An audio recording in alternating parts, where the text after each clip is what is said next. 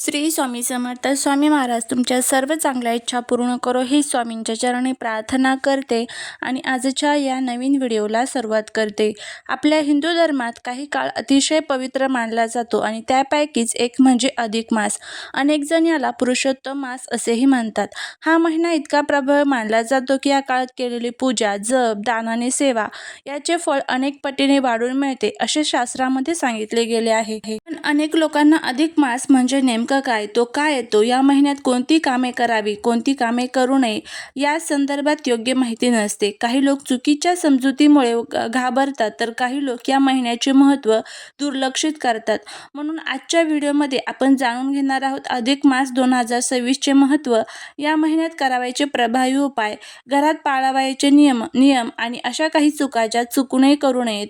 त्याचबरोबर या महिन्यात लेक जावयाचा मानपान केला जातो, तर तो मानपान कसा करावा, जावयाला कोणत्या वस्तू भेट म्हणून द्याव्यात या संदर्भाची संपूर्ण माहिती आजच्या व्हिडिओमध्ये मी तुमच्यासोबत शेअर करणार आहे. त्यामुळे व्हिडिओ हा स्किप न करता शेवटपर्यंत नक्की पहा. जर या चॅनलवरती नवीन असाल तर चॅनलला सबस्क्राईब करा आणि असेच माहितीपूर्ण नवनवीन व्हिडिओ पाहण्यासाठी बेल आयकॉनलाही प्रेस करा, म्हणजे जेव्हा कधी मी नवीन व्हिडिओ अपलोड करेल त्याचं नोटिफिकेशन सर्वात अगोदर तुम्हाला भेटेल आणि तुम्ही एक पण व्हिडिओ मिस करणार नाही. त्याचबरोबर कमेंटमध्ये ओम नमो भगवते वासुदेवाय नमः लिहायला अजिबात विसरू नका, जेणेकरून भगवान विष्णूंची तुमच्या कुटुंबावर, मुलांवर अगदी भरभरून अशी कृपा होईल. 2026 अधिक मास, ज्यालाच आपण धोंड्याचा महिना म्हणतो, हा महिना मे 2026 17 मे पासून सुरू होत आहे आणि 15 जून पर्यंत असणार आहे. हा संपूर्ण एक महिन्याचा कालावधी असणार आहे. हिंदू पंचांगात चंद्राच्या गतीवर आधारित असते, तर इंग्रजी कॅलेंडर सूर्याच्या गतीनुसार चालते. त्यामुळे प्रत्येक वर्षी 2 गणनांमध्ये थोडासा फरक निर्माण होतो. हा फरक भरून काढण्यासाठी साधारणपणे प्रत्येक 3 वर्षांनी एक अतिरिक्त महिना येतो आणि यालाच अधिक मास म्हटले जाते. हा महिना भगवान विष्णूंना समर्पित मानला जातो, म्हणूनच याला पुरुषोत्तम मास असेही म्हणतात. एका पौराणिक कथेनुसार सुरुवातीला या महिन्याला कोणीही महत्त्व देत नव्हते. सर्व लोक त्याला अशुभ समजत होते. तेव्हा हा महिना भगवान विष्णूकडे गेला आणि त्याने आपले दुःख व्यक्त केले. भगवान विष्णू त्याला स्वतःचे नाव दिले आणि सांगितले की या महिन्यात केलेले पुण्य सर्वात श्रेष्ठ मानले जाईल. त्यामुळेच अधिक मास हा अत्यंत पवित्र आणि फलदायी महिना मानला गेला. भगवान विष्णूंची या महिन्यामध्ये पूजा केली जाते. 2026 अधिक मासात काय करावे? या महिन्यात दररोज सकाळी स्नान करून भगवान विष्णूंची पूजा करावी. ओम नमो भगवते वासुदेवाय या मंत्राचा जप करावा. ज्याच्या घरात सतत भांडणे, तणाव किंवा आर्थिक अडचण असतात त्याने विशेषतः उपाय आवर्जून करावा किंवा जप करावा. दुसरा म्हणजे तुळशीसमोर दीप लावा. संध्याकाळी तुळशीसमोर तुपाचा दिवा लावावा. यामुळे घरातील नकारात्मक ऊर्जा कमी होते असे मानले जाते. तसेच लक्ष्मी माता प्रसन्न होते आणि घरामध्ये सुख शांती टिकून राहते. अधिक मासात दानाचे खूप मोठे महत्त्व सांगितले आहे. गरिबांना अन्नदान, वस्त्रदान किंवा पाण्याचे दान करावे. शक्य असल्यास गायीला हिरवा चारा द्यावा. दान केल्यामुळे पूर्वजांचे आशीर्वाद मिळतात. या काळात भगवद्गीता, विष्णू सहस्त्रनाम, रामरक्षा किंवा श्रीमद भागवत याचे वाचन करणे अत्यंत शुभ मानले जाते. घरामध्ये सकारात्मक वातावरण निर्माण होते. अधिक मासात कोणती कामे टाळावीत? या महिन्यात घरात मोठ्याने भांडणे, अपशब्द बोलणे किंवा इतरांना दुखवणे टाळावे, कारण धार्मिक मान्यतेनुसार या काळात मन शांत ठेवणे अत्यंत आवश्यक मानले जाते. या महिन्यात उरलेले अन्न फेकणे, जेवणाचा अपमान करणे किंवा रागात अन्न सोडणे टाळावे. अन्न हे अन्नपूर्णा देवीचे रूप मानले जाते.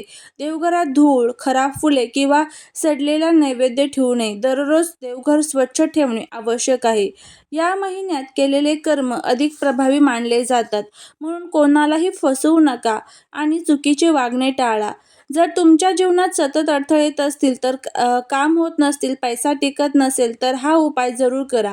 रोज सकाळी स्नान केल्यानंतर भगवान विष्णूंसमोर एक छोटासा दिवा लावा.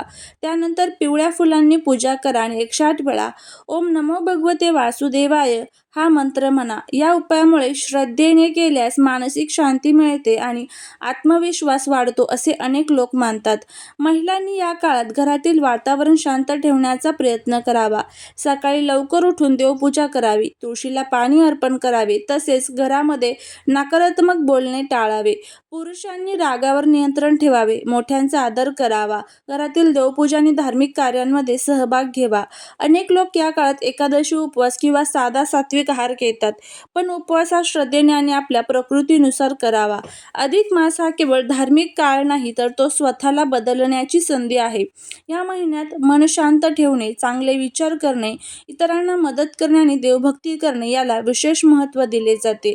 जे लोक या काळात संयम आणि श्रद्धेने जीवन जगतात त्यांना मानसिक समाधान आणि सकारात्मक ऊर्जा मिळते असे मानले जाते. अधिक मासात जर वडिलांनी आपल्या लेकीचा आणि जावयाचा प्रेमाने सन्मान केला, त्यांना शुभ वस्तू दिल्या, आशीर्वाद दिले, तर त्या लेकीच्या संसारामध्ये सुख, समाधान आणि भरभराट वाढते. आजच्या व्हिडिओमध्ये आपण तेच जाणून घेणार आहोत. अधिक मासात लेक जावयाचा मानपान कसा करावा, जावयाला वाण म्हणून कोणत्या वस्तू द्याव्यात, अशा कोणत्या 3 शुभ वस्तू आहेत ज्या दिल्याने लेकीच्या घरामध्ये माता लक्ष्मीचा आशीर्वाद कायम राहतो, त्या संदर्भात माहिती घेऊया. बघा, आपल्या संस्कृतीमध्ये विवाहित मुलगी ही लक्ष्मीचे रूप मानली जाते. जेव्हा लेक माहेरी येते तेव्हा घरामध्ये आनंद आणि सकारात्मकता येते असे मानले जाते. अधिक मासात तिचा आणि जावयाचा आदर केल्याने दोन्ही कुटुंबांमध्ये प्रेम वाढते. तसेच मुलीच्या संसारासाठी आई वडिलांचे शुभ आशीर्वाद मिळतात. हे फक्त परंपरा नाही, तर प्रेम, आदर आणि नातेसंबंध मजबूत करण्याचा सुंदर संस्कार आहेत. लेक जावयाचा मानपान कसा करावा. लेक आणि जावई घरी आल्यानंतर त्यांचे हसतमुखाने स्वागत करावे, उंबरठ्यावर हळद कुंकू लावून आरती करावी. असे मानले जाते की यामुळे घरातील नकारात्मकता दूर होते. शक्य असल्यास पुरणपोळी, खीर किंवा एखादा गोड पदार्थ बनवावा. गोड पदार्थ हा नात्यांमध्ये गोडवा टिकून राहण्याचे प्रतीक मानला जातो. मानपान करताना मनापासून आशीर्वाद द्यावे. तुमच्या संसारात सुख शांती राहो, माता लक्ष्मीची पूजा कायम राहो असे शुभ शब्द बोलावेत, कारण मोठ्यांचा शुभ आशीर्वादामुळे खूप शक्ती असते. त्याचबरोबर अधिक मासात लेकीला कोणत्या 3 वस्तू द्याव्यात. लेकीला तुम्ही नवीन साडी, चांगले वस्त्र देणे अत्यंत शुभ मानले जाते. वस्त्र हे सन्मान आणि समृद्धीचे प्रतीक मानले जाते. पिवळा, हिरवा, लाल रंग शुभ मानला जातो. त्याचबरोबर नारळ, श्रीफळ ज्याला आपण म्हणतो ते शुभतेचे प्रतीक आहे. तांदूळ म्हणजे अन्न समृद्धीचे प्रतीक आहे. लेकीला नारळ आणि तांदळाचे वाण दिल्यास तिच्या घरामध्ये अन्नधान्याची कमतरता राहत नाही. शक्य असल्यास छोट्याशा चांदीचं नाणं किंवा माता लक्ष्मीची प्रतिमा द्यावी. शक्य असल्यास त्याचबरोबर तुम्ही माता लक्ष्मीसोबतच अन्नपूर्णा मातेची प्रतिमा सुद्धा देऊ शकतात. जावयाला वाण म्हणून काय द्यावे. जावई हा घराचा मानाचा पाहुणा मानला जातो, त्यामुळे त्याचा आदर करणे महत्त्वाचे मानले जाते. त्यामध्ये तुम्ही जावयाला नवीन कपडे, फळे, त्याचबरोबर दक्षिणा, एखादी धार्मिक पुस्तके, शक्य असेल तर सोन्या चांदीच्या वस्तू सुद्धा तुम्ही देऊ शकता. याचा मागचा उद्देश फक्त दिखावा नसून आदर आणि प्रेम व्यक्त करणे हा असतो. कोणत्या चुका टाळाव्यात. फक्त परंपरा म्हणून किंवा मनामध्ये राग ठेवून केलेला सन्मान टाळावा. श्रद्धा आणि प्रेम महत्त्वाचे असते. लेक किंवा जावयाला टोमणे मारणे, तुलना करणे किंवा दुखावणारे शब्द बोलणे टाळावे, कारण शब्दांचा प्रभाव नात्यावर पडतो. जास्त खर्च करून स्वतःला त्रास करून घेऊ नका. मनापासून दिलेली छोटी वस्तू देखील खूप मोठी मानली जाते. लेक जावई घरी आल्यानंतर देवघरात तुपाचा दिवा लावा आणि भगवान विष्णूंना प्रार्थना करा, माझ्या लेकीच्या संसारात सुख शांती भरभराट राहू दे, अशी मनापासून प्रार्थना करा. असे मानले जाते की श्रद्धेने केलेली प्रार्थना कुटुंबामध्ये सकारात्मक ऊर्जा निर्माण करते. अधिक मासात लेक जावयाचा सन्मान करणे आपल्या संस्कृतीतील सुंदर परंपरा. जर हा व्हिडिओ आवडला असेल तर लाईक, शेअर, सबस्क्राईब करायला विसरू नका. भेटूया पुढच्या एका छानशा नवीन व्हिडिओत एका नवीन माहितीसोबत. तोपर्यंत सर्वांना श्री स्वामी समर्थ.